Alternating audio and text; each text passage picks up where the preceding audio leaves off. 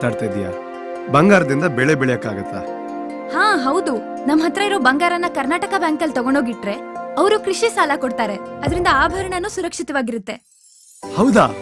ಹಾಗಾದ್ರೆ ನಡಿ, ಹಿಂದೆ ಕರ್ನಾಟಕ ಬ್ಯಾಂಕಿಗೆ ಹೋಗೋಣ. ಹಾ, ಕರ್ನಾಟಕ ಬ್ಯಾಂಕ್ ನಿಮ್ಮ ಕುಟುಂಬದ ಬ್ಯಾಂಕ್, ಭಾರತದಾದ್ಯಂತ.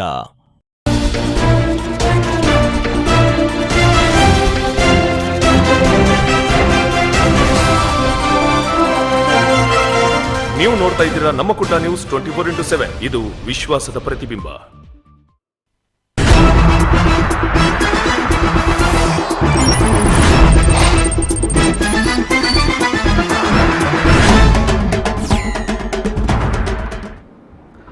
ನಮಸ್ಕಾರ.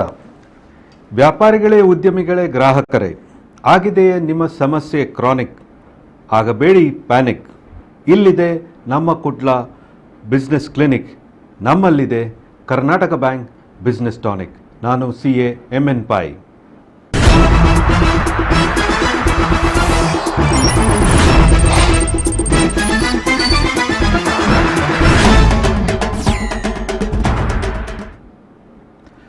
B careful, you are being watched.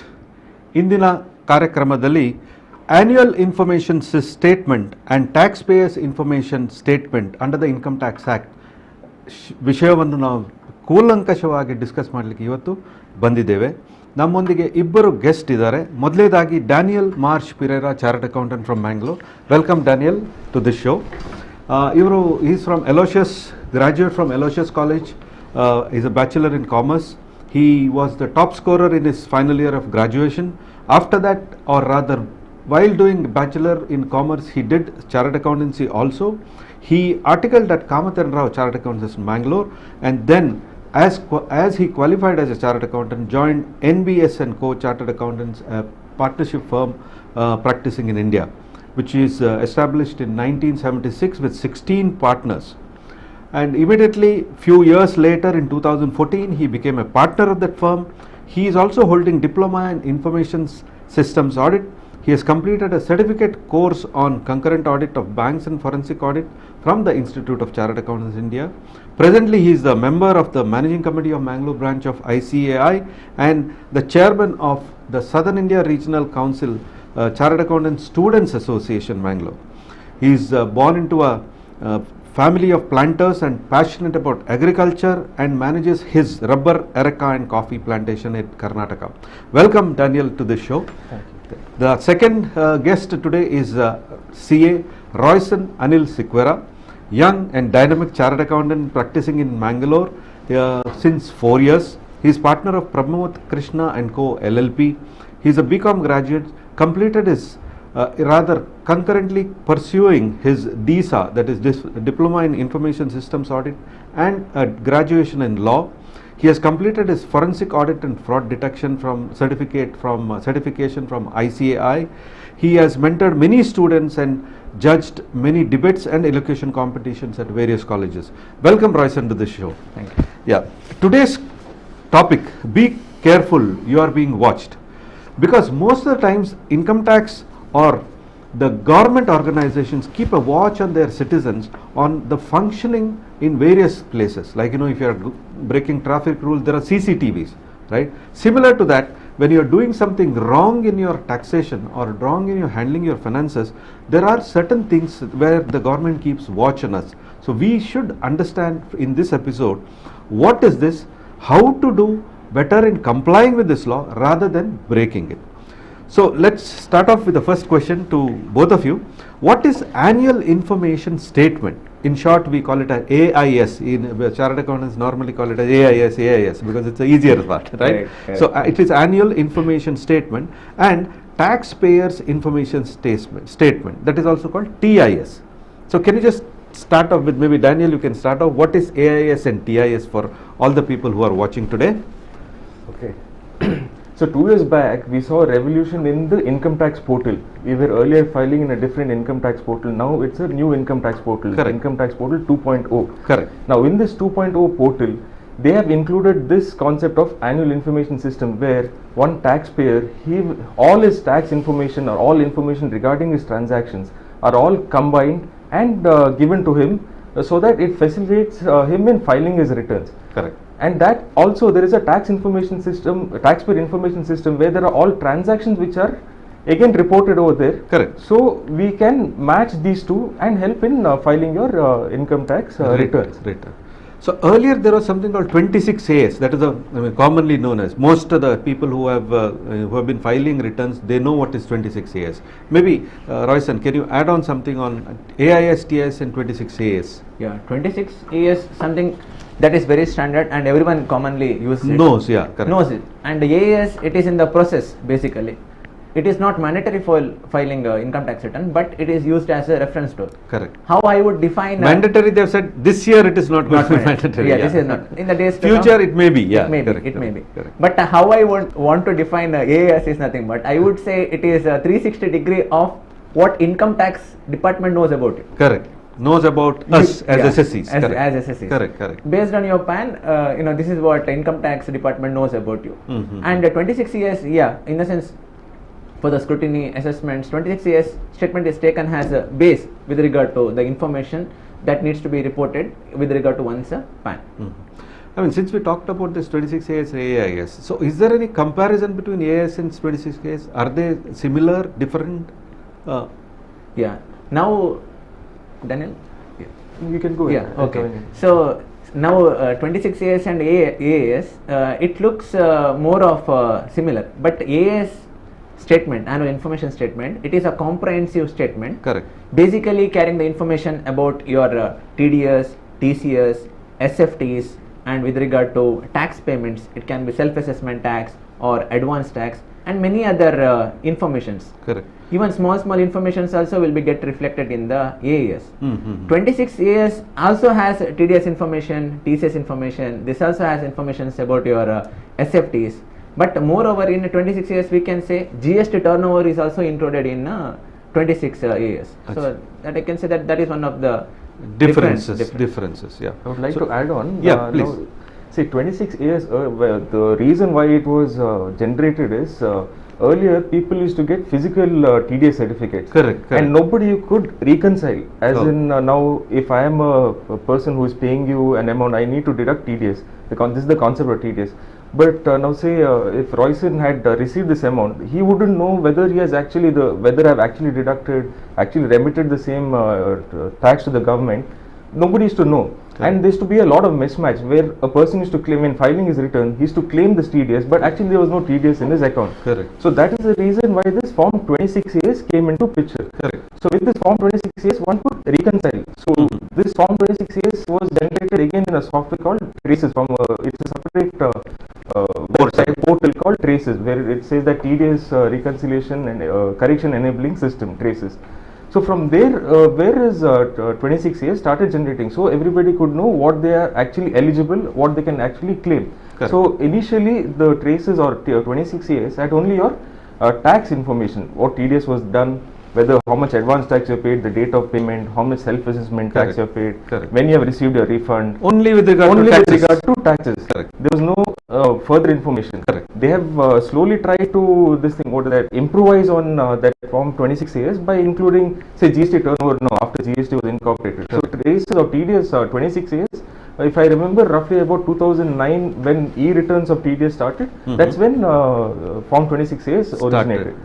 Now, like I mentioned earlier, AIS started after this new income tax portal started. Yeah, 2 years ago. 2 years ago, with the new filing system. So your AIS is, like Royson suggested, it's a very comprehensive statement where all your information, like say 360 degree, everything gets reported. The place where you give your PAN number, that's you're in the system. Like whatever transaction you have done with regard to your PAN will be there in your AIS. Correct. Yeah. PAN and Aadhaar also. Aadhaar also. Yeah, yes. Aadhaar, because PAN and Aadhaar are linked these days, and whatever transaction you do with PAN or Aadhaar, both the things come and sit on your AIS. You mentioned about SFT. I mean, I picked up that SFT. What is SFT, Royson? Yeah. Can you just for the information of our gathering? Sir, when you asked about SFT, I think it gives me a memory of my school days. Because, see, there is a class teacher. She cannot be in the class every time. Correct. So she would appoint one boy or girl monitor. as the monitor, whom we call class leader. Yeah. Correct, no? So when teacher is not there, class leader will be there in the class. Correct. and you remember they'll be writing on the board. Correct? Who was mischievous? Who was mischievous? Who did what? ಅಲ್ಲಿ ಹೊಡೆದದ್ದು, ಇಲ್ಲಿ ಹೊಡೆದದ್ದು, pinch ಮಾಡಿದ್ದು, everything else, right? Correct. Then later on, class teacher will come into the picture and will look at the board and will take necessary actions. Correct. So Punish this is- him or put him on the table. I mean the bench or whatever. Throw him out of the class. Yeah. Correct. Yeah. So SFT will, giving me the recollection of that. Correct. Because government cannot monitor each and everything. Correct. Government has appointed people. Correct. So whenever SSC indulges himself in the high value transactions, Correct. all the reporting authority will be automatically what is the transaction, what is the transaction amount, all these informations will be automatically given to the government. Correct. So this is, in simple terms, I can call it as a specified financial transaction. Correct. Or SFT. Okay. So you mentioned about specified transactions. So can you throw some more light on that? What are specified transactions like? Maybe with few examples. Yeah, few examples. Okay. Now earlier, okay, just to give one example as such. Now every one of us with the will be dealing with the banks Correct. or post office Correct. or Correct. NBFCs. Correct. Right. So just to give one example, let's say if I deposit Mhm. cash 10 lakh or more, Mhm. then automatically it will become a In bank. in bank Okay. or cooperative bank. Okay. Automatically it will become specified financial transactions. Okay. So automatically that transactions will be reported to the Income tax. income portal. tax. Yeah. Let's say in the bank, if I keep, or in the cooperative bank, if I keep FDs 10 lakh or more, automatically it will be reported to the Correct. income tax Correct. department. Correct. Okay. Now let's say company is issuing shares. Mhm. Let's say on IPO, 10 more than 10 lakh worth of shares is issued to you. Then automatically company or the depository, say everyone is reported, will be reporting that transaction against your PAN to the SFT. SFT authority. Yeah. Correct. So these are few of the examples where SFT will come into the picture. In order to add on, earlier it was only with regard to 10 lakh or more, all those transactions. Now even the dividend, even the interest, all of this will be reported. Yeah. Daniel, you wanted Yes, to say I something. just want to add on, like how Royson said. Now we are in the digital era. Correct. Like data is the king. So what happens is the government say they, like I said, they cannot monitor each and everybody. So the onus is put on us, the stakeholders. See, now banks are stakeholders. Then there are institutions which are all stakeholders. Now these stakeholders have to take it upon them so to ensure that the collection of taxes happens and there is no pilferage anywhere. So as you mentioned, banks, NBFCs, they have something called as this SFT. It's reported in a form called Form 61A. Within 31st of May every year, they have to submit this information. Correct. So banks and all these NBFCs, they run on softwares. I think it's Core banking and core whatever, banking or yeah. Finacle software. So what banks do, they sit and run these reports with these algorithms, like more than 10 lakh or high value transactions. So what happens is these reports are automatically, they have to upload these reports, and that's where this information gets captured. Correct. Like now you say they have the department is also insist on linking your bank account with Correct. PAN. Correct. So with all this linking that is happening, this information gets passed on. Correct. It's not only banks. They have not. They have included even your sub-register where you purchase or sale a property. Correct. Property. So that time also you cannot simply deny tomorrow saying that I have not purchased or not done. So Correct. even all this information, it's like on a daily basis where this information gets captured and gets populated in your income tax portal. Yeah, as you said, property about 30 lakhs and above. Stamp, has, if the stamp value is more than 30 lakh 30 or lakhs more, and above. then it will come in. Credit cards spending, if you Yeah. pay the credit card bills in cash. Correct. Cash, Yes. right? Credit card, with regard to credit card specifically, Yeah. if credit card payment is settled in cash 1 lakh or more, then definitely it will be the highlight. Correct. And if you have credit card transactions 10 lakh or more, then definitely it will come in your SFT. Okay. Yeah, So it is 1 lakh per year, is it? Yeah. That is the limit. Correct. 1 lakh Limit. per year. Yeah. In Okay. payment in settlement in cash. Cash. Like over say 10,000 every month, it becomes 1,20,000. Then automatically gets Correct. reported. Yes, automatically gets reported. Yeah. Any other thing? And Yeah. yes, now see, care has to be taken with all these transactions. Certain Correct. times what happens is, my credit card bill, sir would pay Yeah. Exactly. through his account. Exactly. Because I use The spend you, would I be- use it your would credit be card. his spend Yeah. itself, Yeah. but using my credit card Correct, details, correct. and he would pay. So he would try to, okay, as in you pay cash, I'm not saying literally, but he would Yeah, pay I cash. know. But then what happens? The onus is on you because you're the credit card holder. Correct. Your PAN card is linked to your credit card. So be careful with all these matters. I mean, helping is to a certain extent, yes, good, but over and above, Correct. don't put yourself in trouble. So be careful. See, all this, you will never know. Like tomorrow, you cannot deny that sir has spent this money. I don't Correct. know about it. Correct. So onus is on you. So be careful with regard credit card spending. Correct, correct. I mean, whatever happen, even jewelry transactions, I think jewelry purchases also get reported on Yes, SFT. yes. Jewelry Yes. transactions also get reported. If you're purchasing jewelry more than 2 lakh rupees, Mhm. the jeweler will mandatory has to ask you for your PAN card details. PAN number, yeah, correct. So people have a notion saying that if I pay in cash, I don't need to, I can save on GST. There's 3% GST. I can save on GST. Correct. These were the things in the past where they used to say that okay, cash ali kottare tax katbekandre ishtu ulitade and all this. That is not the case.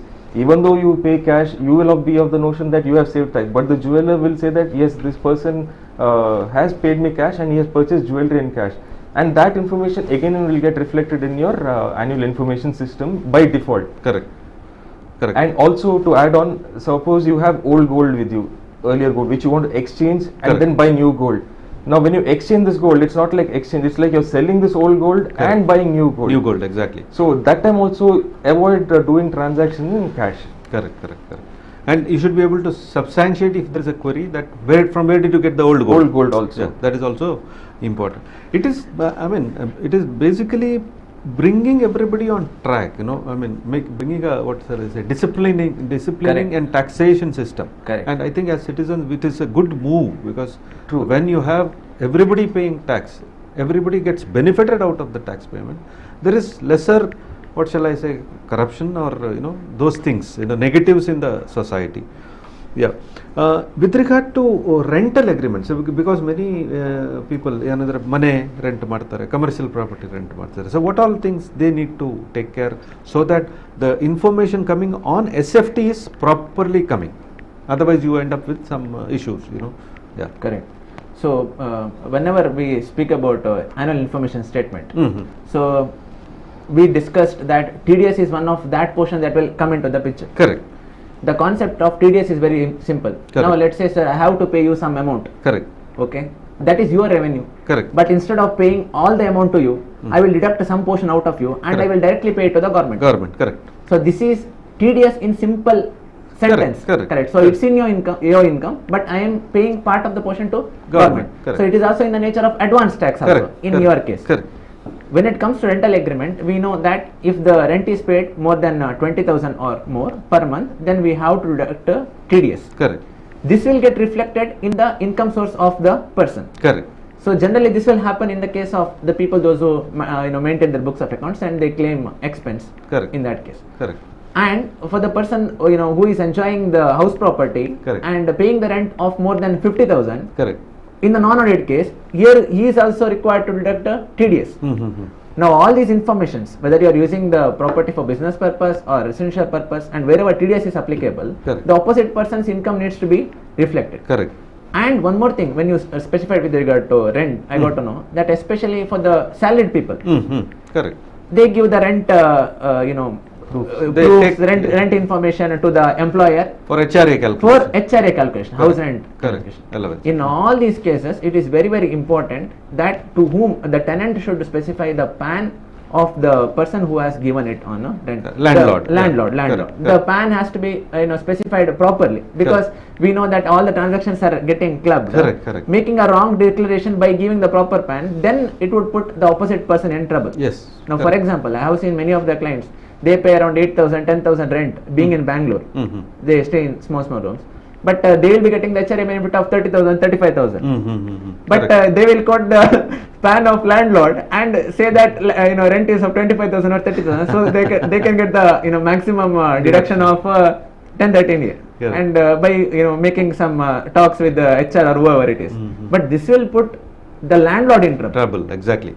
So whenever you do the rent agreement, or make sure that everything is quoted properly, and at the same time verify your SFT if you are a landlord, and make sure that if something differs, then get into the notice or catch out of the tenant who has given the wrong information to the income tax department. Actually, as you said, the rent, the landlord's AIS will have the information of the rent paid Yes, or yes, the yes. HRA claimed Yes, or whatever, yes, right? Yes, Yeah, yes. yeah. It will get reflected. Correct. So how relevant is Aadhaar in this whole scheme of things? Yeah. So I'll take this Yeah, question Yeah, now. okay.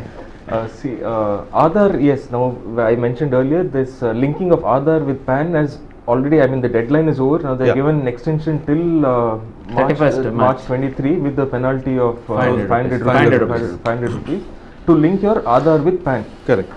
See, the main reason what I see with linking Aadhaar with PAN is now Aadhaar, any incentive from the government, you can be a gas subsidy, your fertilizer subsidy, or anything relating to government subsidy or schemes is all through your Aadhaar card. Say now, so with this Aadhaar card and all this data getting captured, they want to see whether the equivalent income is declared in your income tax return, in your PAN.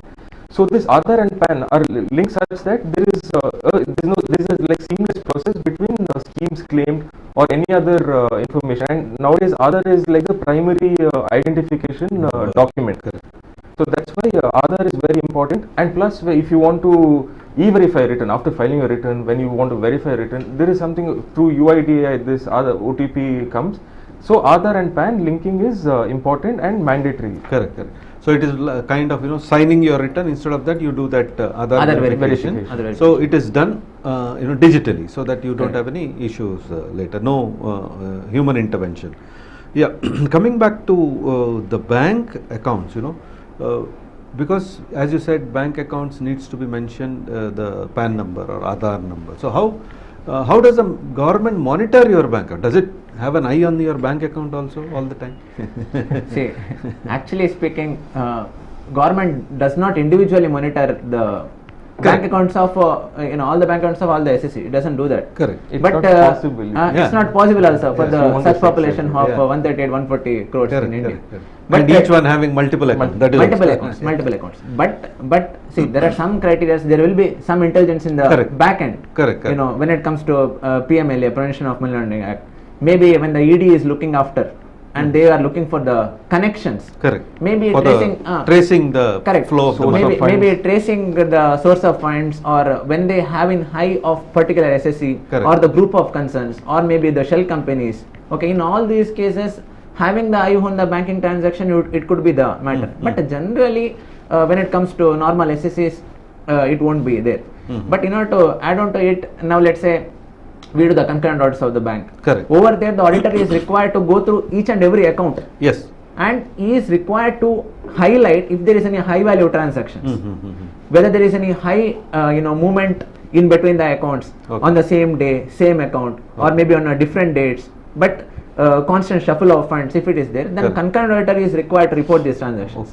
Okay. And when you told about the bank accounts, there are different channels. Then government can get these informations. Correct. Now, when I was speaking about SFT, I told the bank or cooperative bank or financial institutions, they are required to report if there is a cash deposit of more than 10 lakhs. Correct. That is one criteria. Correct. Then if there is a FD more than 10 lakh or Correct. more, Correct. that is another criteria. We can also look for if in the SB account you have deposited more than 50 lakh or more in the SB accounts, then automatically it makes you mandatory that you have to file your income tax returns. Correct. In the current account, if there is transaction of more than 1 crore or more, again it will make it mandatory for to file your income tax returns.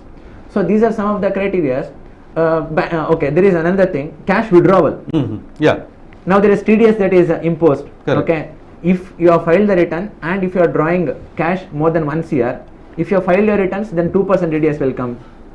Otherwise, If you are not filed your returns, more than 20 lakhs also if you withdraw, 2% TDS. If it is more than 1 CR, then 5% TDS. Correct.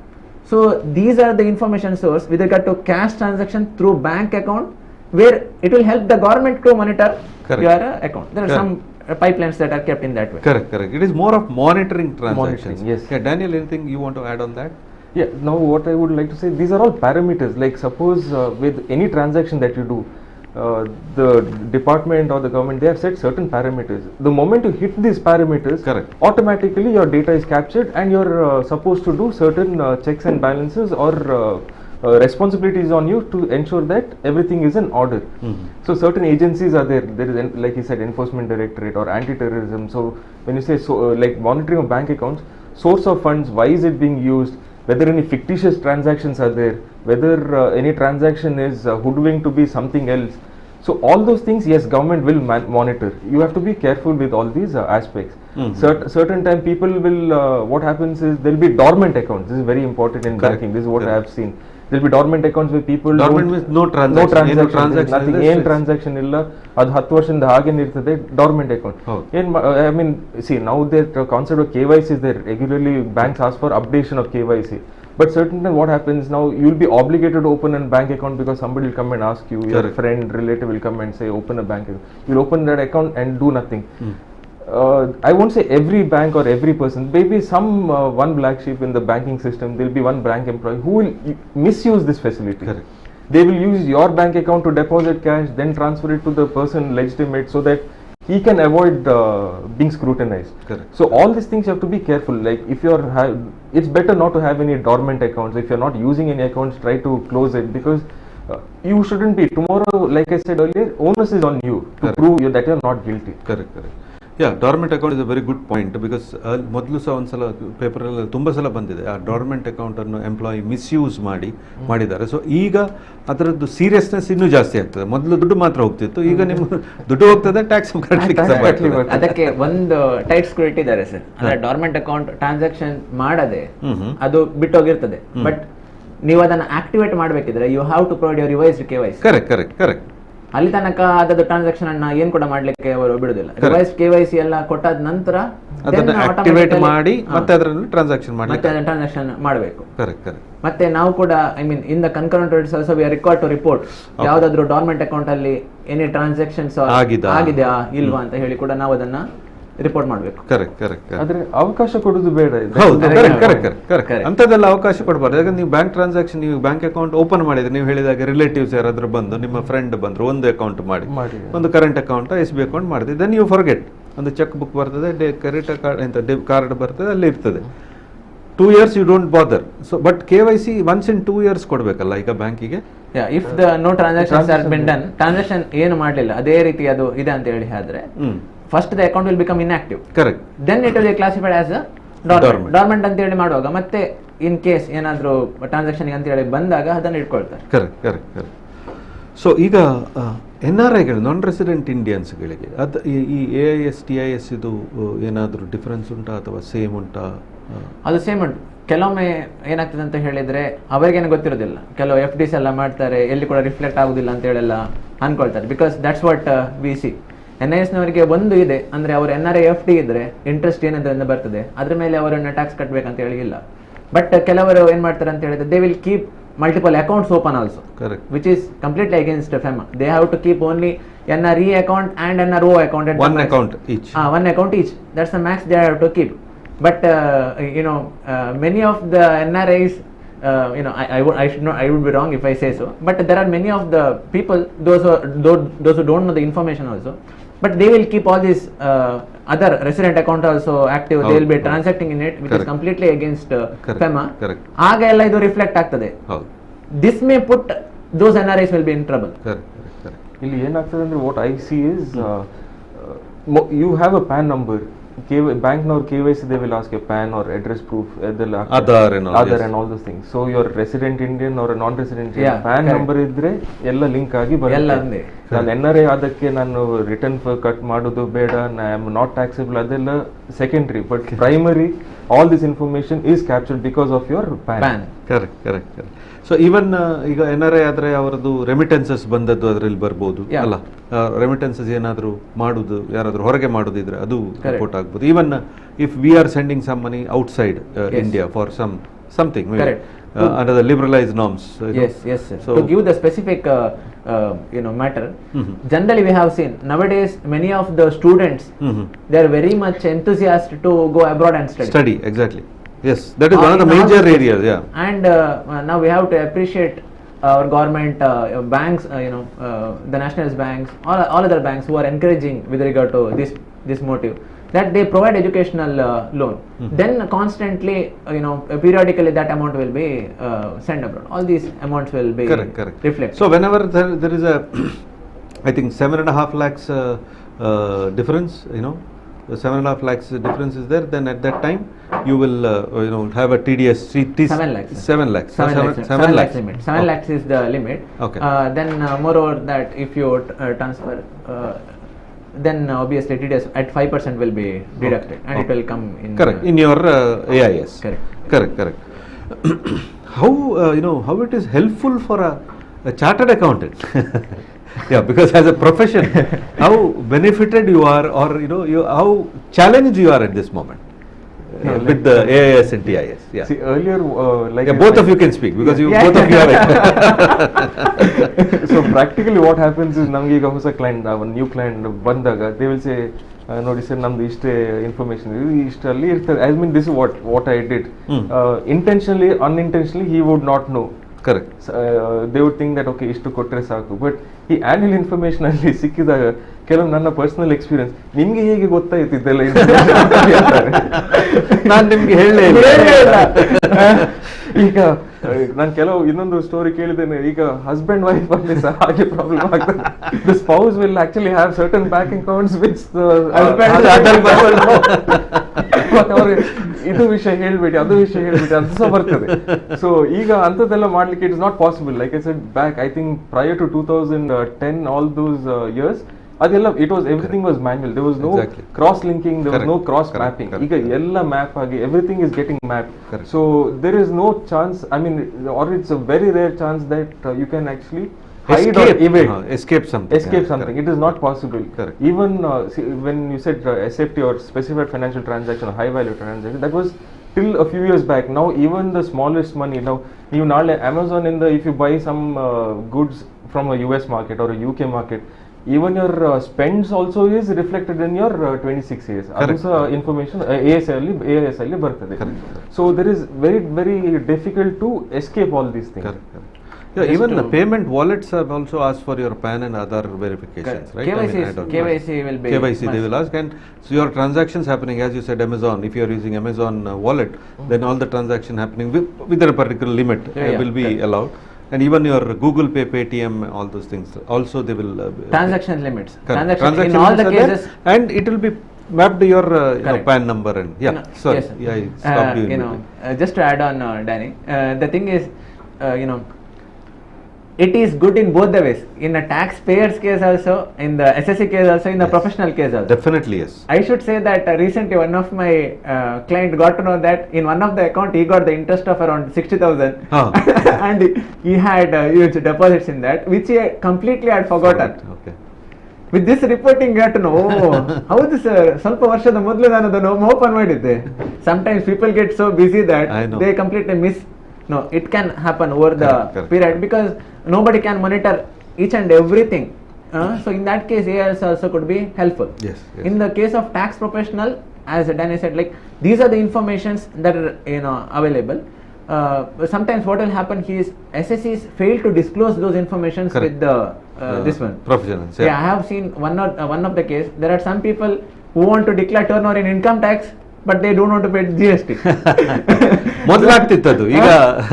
Earlier used to be. Then there are some people who want to declare turnover in GST, but they don't want to pay income tax. So my request to all my dear viewers that all those things will not These are gone. ಮೊದಲು ಹೇಗಾಗ್ತಿದೆ ಅಂತ ಹೇಳಿದ್ರೆ, ಈಗ direct tax ಯಾರು ಇದನ್ನು ಮಾಡ್ತಾನೆ, scrutiny ಮಾಡ್ತಾನೆ, accessing ಆಫೀಸರಿಗೆ indirect tax ಅಲ್ಲಿ ಏನ್ ಆಗ್ತಾ ಇದೆ ಅಂತ ಹೇಳಿ ಕೇಳಬೇಕಿದ್ರೆ ಅಲ್ಲಿಗೆ ಒಂದು ಲೆಟರ್ ಹಾಕಿ, ಅಲ್ಲೊಂದು ರಿಕ್ವೆಸ್ಟ್ ಹಾಕಿ, ಆ ಫೈಲ್ ಅನ್ನ ತರಿಸಿ, ಆಮೇಲೆ ಇಲ್ಲಿ ನೋಡಿ SSS ಮಾಡಿ ಲೆಟರ್ ಆಗುವಾಗ ಮಂಗನ ಮದುವೆ ಆಗ್ತಾ ಇದೆ. ಈಗ ಹಾಗೆ ಅಲ್ಲ, it's a very transparent system. In no time the information will be shared between the departments. And it is auto shared. Auto shared. Whether you have the intention of sharing or not, once you upload your GST return, the GST turnover automatically gets into AIS. Correct. It's auto-populated. And it stays there. It stays there. And it remains there. To add on to one, sir, something what happens is generally in the income tax, with regard to I told the importance of TDS at that time.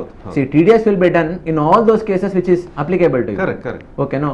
Then you have collected the fund as a source of your income, but if you are not again paying GST on it, all this will put SSC in a deep trouble. Correct. So ಅಲ್ಲಿ GST return ಬೇರೆನೆ ಕಾಣ್ತಾ ಇರ್ತದೆ, ಇಲ್ಲಿ TDS ಹಾಕಿದ amount ಬೇರೆ ಇರ್ತದೆ. So this SFT will definitely help the SSCs to go through it, and if it is reflecting, make sure that you discharge the tax. If you are short declaring in IDT, then make sure that you declare it properly. In income tax, pay it accordingly. And so I mean ಈ details ಎಲ್ಲ ಅವರು ಕೊಲೆಕ್ಟ್ ಮಾಡಿ AS ಅಲ್ಲಿ ಇಡ್ತಾರೆ ನಮಗೆ download ಮಾಡಲಿಕ್ಕೆ. Correct. So is there are the details what are available final? Can you say no sir this is wrong, this is to be like this? ಅದೇನು choice ಇದೆಯಾ SSC-ಗಳಿಗೆ? Yes, you see, whatever comes in AS, it's not like the final sentence. Like I said initially, the stakeholders there, it's their responsibility to upload the information. Stakeholders like bankers, or tax whatever, authorities, yeah. or whoever, NBFCs, for that matter. And it's done by humans. Yeah. So we are bound to err in that, as in there can be a mistake.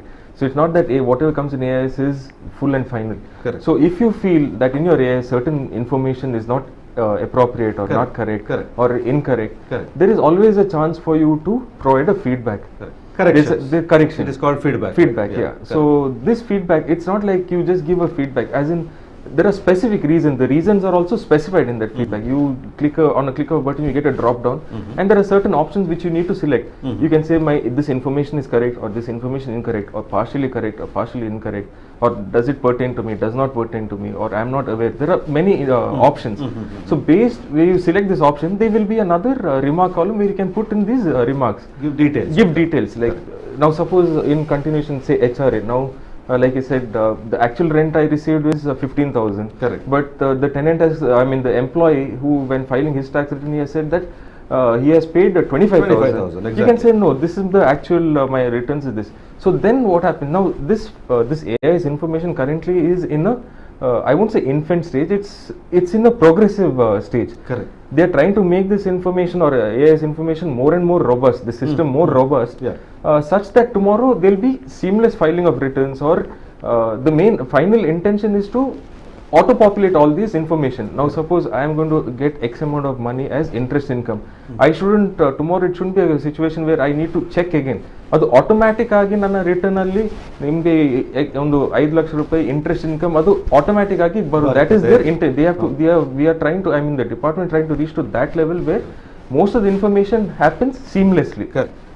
Correct. So this is the main intention of AIS. Correct. So you have anything, Arasan, to add on? No, I think he has covered many of the areas. Correct. So that is what, if you give a feedback that it is not correct, it again goes back to that person, right? Correct. In the example of HRA, Yeah. because HRA has wrongly, as 15,000 has been shown as 25,000, because of that the HRA calculation is something has happened. Correct. Yeah, so it will go back to the SSC, and again it will complete the loop. Correct. So I think I have to add on to it. So as Danny said, like you have to give the feedback and it will be updated. Correct. Then you will get the confirmation also. Correct. You will be updated. Now, let's say that my rent was 25,000 and that person has shown it as 15,000. Correct. No matter whatever the reason it is. Okay. If I disclose or let's say that I want mine is 15 and he has shown it 25. It can work in either of the cases, both the cases. But again, the information will be cross-checked. Correct. With regard to accepted transactions, also same thing. Whether you accept it or deny it, it is not that once you said, okay, boss, I have not done it, the matter is not final over there. Correct. Again, it will go for the party who has uploaded it. Correct. Okay, we have discussed about banks also, NBFCs also, register also, various authorities we have discussed. In case the information is denied by the SSC, again it will go back to the person who has reported it, and if it is come to know that the information declared is wrong, then there will be heavy penalty for the wrong declaration of information. Okay. And if the information is also not filed on time, as he said 31st May, then again also there will be running interest, 1,000 per day. In all those sins it will happen. Okay. So it is not a game of joke, but it's a matter of very seriousness. Correct. So earlier all of us and TDS ಮಾಡುವಾಗ form 16 ಅಂತ ಹೇಳ್ತಿತ್ತು. So how relevant is form 16 now? 16 or 16A or whatever, I mean. Correct. So form 16 and form 16A. How? So it is basically a TDS certificate that is given. So form 16 generally will be given by the employer on a deduction of TDS of employee. Correct. Salary ಮೇಲೆ payment ಮಾಡಿದ್ರೆ correct, salary ಮೇಲೆ deduction ಮಾಡ್ತಾರೆ, ಆಮೇಲೆ deduction ಎಲ್ಲ ಮಾಡಿಬಿಟ್ಟು payment ಮಾಡ್ತಾರೆ, ಆಮೇಲೆ return ಮಾಡ್ತಾರೆ. ರಿಟರ್ನ್ ಆದ ನಂತರ ಫಾರ್ಮ್ 16 ಅನ್ನ ಡೌನ್ಲೋಡ್ ಮಾಡಿ ಇಶ್ಯೂ ಮಾಡಿ ಕೊಟ್ಟಿರ್ತಾರೆ.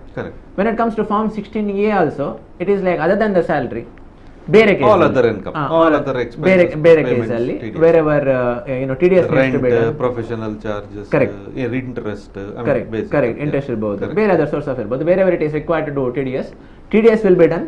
Then afterwards with the proof, ನೋಡಿ ಇಷ್ಟನ್ನು ನಾವು ಕಟ್ ಮಾಡಿ ನಾವು ಗೌರ್ಮೆಂಟ್ಗೆ ಕಟ್ಟಿದ್ದೇವೆ ಅಂತ ಹೇಳಿ ಒಂದು ಸರ್ಟಿಫಿಕೇಟ್ ಅನ್ನ ಮಾಡಿ ಆ ಸರ್ಟಿಫಿಕೇಟ್ ಅನ್ನು ನಿಮಗೆ ಇಶ್ಯೂ ಮಾಡ್ತಾರೆ. But this is with regard to TDS deduction certificates which will be taken has a base or additional source of information in order to file your return. But form 16 ಅಲ್ಲಿ information ಬಂದಾಗ it doesn't mean that it has everything in it. correct. ನಾವು form 16 ಕೂಡ ನೋಡಬೇಕು, 26 years ಕೂಡ ನಾವು ನೋಡಬೇಕು. ಕೆಲವೊಮ್ಮೆ ನಾವು ಏನ್ ಮಾಡ್ತೇವೆ ಅಂತ ಹೇಳಿದ್ರೆ, ಈಗ ಫಾರ್ಮ್ 16 ಅಲ್ಲಿ ನಮ್ದು ಗ್ರಾಸ್ ಅಲ್ಲಿ ಎಷ್ಟು ಇರ್ತದೆ, ಡಿಡಕ್ಷನ್ಸ್ ಇರ್ತದೆ, ಎಕ್ಸಂಪ್ಷನ್ಸ್ ಇರ್ತದೆ, ಮತ್ತೆ ಯಾವ ಬೇಸ್ ಅಲ್ಲಿ ನಮ್ದು TDS ಆಗಿದೆ ಅದನ್ನು ಕೂಡ ಹೇಳಿರ್ತಾರೆ. Then TDS will be done. But the employer, now everyone is looking for multiple source of income. He might be trading in FNO or stocks and shares and might have incurred heavy loss over there. Or he might be having multiple other source of income also. ಖಾಲಿ ನನಗೆ employer form 16 ಕೊಟ್ಟಿದ್ದಾರೆ, ನಾನು ಅದ್ರ ಮೇಲೆ file ಮಾಡಿ many people do that. What they do whenever it is filing of income tax return, they just meet some accountant or professional, they give the return and sir, see this is what I have. Then when you look into AS, then multiple aspects might come. So all these two things also need be taken care while filing your returns. Basically ನಾವು ಹೇಳೋದಾದ್ರೆ ನಿಮ್ಮ ಜಾತಕ ಇಡೀ ಬರ್ತದೆ ಹೊರಗೆ, ನಾವು financial ಜಾತಕ ದೇಹ ಸಿಗ್ತದೆ, ನಾವು ಮುಖಮತ ತೋರಿಸ್ಲಿಕ್ಕೆ ಕೂಡ ದೇಹ ಸಿಗ್ತದೆ ಅಂತ. ಹೌದು. ಈಗ ಅದೇ ಫಾರ್ಮ್ 16 ಹೋಗ್ತದೆ. ಸೊ ಸಬ್ಸಿಕ್ವೆಂಟ್ಲಿ 26 AS ಕೂಡ ಹೋಗ್ಬೋದಾ? I mean what is your thought? My thought process on this is 26 years will stay for some time. There is news that it will get. Other what will happen is AIS is a very comprehensive. We are trying to improvise on that. Then this form 26 years will become less. It will become redundant, is what I feel. ಯಾಕಂದ್ರೆ it will be a duplication. ಇದರಲ್ಲಿ ಸಾಧ್ಯ information, ಅದರಲ್ಲಿ ಸಾಧ್ಯ information ಇರುವಾಗ ಮತ್ತೆ when you make this system more robust, this was earlier, like I mentioned earlier, it was only to check whether this tax have been deducted. Illi transaction wise also you are getting information and plus tax information. There might be a chance. Now this is, I said, it's still in progressive stage. So once this becomes robust, then maybe this will get redundant. Correct. So I mean relevant, I mean when we were discuss, ನಾವು ಇಷ್ಟೆಲ್ಲ ಮಾತಾಡುವಾಗ cash transaction ಬಗ್ಗೆ ಒಂದು ಕೆಲವು ವಿಷಯ ಬಂತು. ಅಂದರೆ ಕ್ಯಾಶಲ್ಲಿ payment ಮಾಡೋದು, ಕ್ಯಾಶಲ್ಲಿ ತಗೋ, ಅದರ ಬಗ್ಗೆ ಸ್ವಲ್ಪ ಹೇಳ್ಬೋದಾ ನೀವು? ಅಂದರೆ ಏನು ಕ್ಯಾಶ್ ಹ್ಯಾಂಡಲ್ ಮಾಡ್ಬೋದು, ಎಷ್ಟು ಕ್ಯಾಶ್ ಹ್ಯಾಂಡಲ್ ಮಾಡ್ಬೋದು, ಯಾವ ಥರದಕ್ಕೆ ಪೇಮೆಂಟ್ ಮಾಡ್ಬೋದು, ಯಾವ ಥರದ್ದು ಪೇಮೆಂಟ್ ತಗೊಳ್ಬೋದು? Can you just throw, I mean little diversion from the main topic, but it is very very important and very apt. Now because we are in the digital path, everything is getting digital. ಮೊದಲು digital transaction ಬಗ್ಗೆ parliament ಅಲ್ಲಿ ಮಾತಾಡುವಾಗ ಆಸೆ ಚಟಿಕೆಗಳು ಇರ್ತಾ ಇತ್ತು. It all started from use of ATMs also. But today when we visit road, ಈಗ ದಸರಾ ಎಲ್ಲ ಆಯ್ತು, ಎಲ್ಲ ಫೆಸ್ಟಿವಲ್ ವಾತಾವರಣ ಎಲ್ಲ ಇತ್ತು, ನಿಮ್ಗೊಂದು ಟೆಂಡರ್ ಕೋಕೋನಟ್ ತಗೊಳ್ಳಿಕ್ಕೆ ಬೇಕಿದ್ರು, ಆ ಟೆಂಡರ್ ಕೋಕೋನಟ್ ಮೇಲೆ ಕೂಡ QR ಕೋಡ್ ಉಂಟು. ಸೊ ದಿಸ್ ಇಸ್ ದ ಇರಾ how we are digitised. So even government is also trying to curb all the cash transactions. Okay, and they want to make it digital. So with regard to this aspect, if I want to throw some light on the matter, I can say that especially for the people those who are in business and profession, please make sure that you don't spend more than 10,000 per day with regard to particular expense. Because it will be added back under section 40A(3). Whatever the cash expense you make per day per person, more than 10,000, you won't get any benefit, it will be added back. It will not be an allowable expenditure. Yeah, it won't be as if you have not spent it. Correct, it won't be allowable expenditure. And for the people, those who are accepting loans or deposits or any other sum of money in the form of advance against immovable property. Advance only in the case of immovable property, but loans and deposits. Now cash loans tumba we hear, cash takonde allinda takonde friends hatra sa actually, basically any person any day, but more than 20,000 in a year, not to per day, in a year more than 20,000 in a cash you cannot take as loan or deposit. There are some exceptions. Bank ಅವರಿಗೆ ಇವರಿಗೆಲ್ಲ government ಕಂಪನಿಗೆ ಅವರಿಗೆಲ್ಲ ಉಂಟು. Government payment ಗೆ, tax payment ಗೆ ಅದು ಅದೆಲ್ಲ ಬಿಟ್ರೆ in the normal routine these cash transactions are not encouraged with regard to loans and deposits. These are the two aspects. With regard to third one, we have seen with regard to cash deposits and other matters. You can deposit, no problem, it will come in SFT, but make sure that you have declared proper source of income. That cash, correct. That cash you are constantly depositing, government is monitoring, and you are telling that bro I don't have anything. That doesn't work out. So if you are doing it, ನನಗೆ ಮರದಿಂದ ತೆಗೆದು ಬಂತು ಅದು ಹೇಳಲಿಕ್ಕೆ ಆಗುದಿಲ್ಲ. ಅದನ್ನು ತಗೊಳ್ಳಿಕ್ಕೆ ಆಗುದಿಲ್ಲ. Okay, that won't be encouraged. Then there is one more section known as section 269 ST, which tells that you cannot accept cash more than 2 lakh in a single day. That is one thing. Correct. Or with regard to any single transaction, or with regard to any single event. For example, I have sold, let's say, machinery worth of 5 lakh rupees. In 5 days, he comes with 1 lakh cash also, Not allowed. Yeah, 100% penalty I have to pay to the government. ಹೌದು ಹೌದು. So cash transactions with regard to more than 2 lakh, that are not encouraged, that are not entertained. And I think we spoke about cash withdrawal part. ಹೌದು. If you are taking more than 20 lakhs or more than once a year, again TDS will be deducted. All those aspects are there, and you will be situation of justification. Why you wanted to take so much of Cash. Correct. So in simple sense, don't encourage so much of cash transactions. There are mediums that is available. Correct. There is ECS, RTGS, NEFT, UPI. Then we have Beam. So many other transactions modes are also available. So make a digital transaction and stay away from cash. Correct. Because digitization is the key. Because ನೀವು cash transaction ಮಾಡಿದ್ರೆ ಅದ್ರ ಯಾವ network ಅಲ್ಲಿ ಬರೋದಿಲ್ಲ. Correct. Basically ಅಂದ್ರೆ ನಮ್ದು ಈಗ AIS ಆಗಲಿ TIS ಆಗಲಿ SFT ಎಲ್ಲಿಯೂ ಬರೋದಿಲ್ಲ ಜನರಲಿ. ಬಟ್ ಅಂಥದ್ದೆಲ್ಲ ಮಾಡಿದರೆ ನೀವು ಸಿಕ್ಕಿ ಬೀಳ್ತೀರಾ ಅಂತ ಹೇಳೋದಿಲ್ಲ, but it'll be reported to then and you will have to justify. Would you like to add something? Yeah, I just want to add with regarding to this 269 ST what Royson mentioned. So the main intention now, for example, I'll give an example. ಈಗ say ಒಂದು function ಉಂಟು ಮನೆಯಲ್ಲಿ, ಮದುವೆ ಉಂಟು, ಏನಾದ್ರು ಉಂಟು, ನಾವು ಹೋಟೆಲ್ಗೆ ಹೋಗ್ತೇವೆ, ಓಷನ್ ಪರ್ಲ್ ಆಗಿ ನಾವು ಒಂದು ಹೋಟೆಲ್ಗೆ ಹೋಗಿ ಒಂದು ಫಂಕ್ಷನ್ ಮಾಡ್ತೇವೆ. ಅಲ್ಲಿ ಇದು ಊಟದ ಬಿಲ್ ಎಲ್ಲ, ಹಾಲ್ ಇದು ಬಿಲ್, ಸೌಂಡ್ ಸಿಸ್ಟಮ್ ಅದೆಲ್ಲ ಒಟ್ಟು ಮಾಡುವಾಗ the bill will be around ಒಂದು 3 ಲಕ್ಷ ರೂಪಾಯಿ ಅಂತ ಇಡುವ, ದೊಡ್ಡ ಫಂಕ್ಷನ್ ಆಗಿದೆ ಅಂತ ಅವರು ಬಿಲ್ ಬರ್ತದೆ, ಅವರು ಒಂದು 3 ಲಕ್ಷ ಬಿಲ್ ಕೊಡ್ತಾರೆ. ನಾವೇನ್ ಮಾಡ್ತೇವೆ, ಓಕೆ ಈಗ ಮದುವೆಯಿಂದ ಓಕೆ ಕಲೆಕ್ಷನ್ ಇದು ಎಂತ ಗಿಫ್ಟ್ ಬಂತು ಅದೆಲ್ಲ ಬಂತು, okay that is a different aspect, ಅದ್ರ ಬಗ್ಗೆ ಮಾತಾಡಲಿ. ಯಾಕೆ gift on account of wedding ಅಂತ ದಟ್ ಇಸ್ ಎಕ್ಸಾಮ್, ಅದು ನಾವು ಏನ್ ಮಾಡ್ತೇವೆ, ಓಕೆ ಕ್ಯಾಶ್ ಈಗ ಎಲ್ಲರೂ ಹೇಳ್ತಾರೆ ಕ್ಯಾಶ್ ಅಲ್ಲಿ ಇದು ಮಾಡಬಾರ್ದು ಅಂತ ಹೇಳಿ. ಸೊ ಹೋಟೆಲ್ಸ್ ನಾವು ಹೋಟೆಲ್ನವರಿಗೆ ದಿನಕ್ಕೆ ಒಂದು 10,000ಗಿಂತ ಕಮ್ಮಿ ಒಂದು 30 ದಿವಸದಲ್ಲಿ 10,000 ಕೊಟ್ಟು ಮಾಡ್ತೇನೆ, ಅವ್ರಿಗೆ ನಾವು ಹಾಗೇನೆ ಕೊಟ್ಟು ಇದು ಕ್ಯಾಶ್ ಒಂದು ತೆಗೆಯುವ ಅಂತ. ದಟ್ ಈಸ್ ಅದು ಇಟ್ ಇಸ್ ಅ ರಿಪೋರ್ಟಬಲ್ ಟ್ರಾನ್ಸಾಕ್ಷನ್. ಈಗ ಹೋಟೆಲ್ನವ್ರು ಏನ್ ಹೇಳ್ತಾರೆ, it is like how is mention single event, that is a wedding event.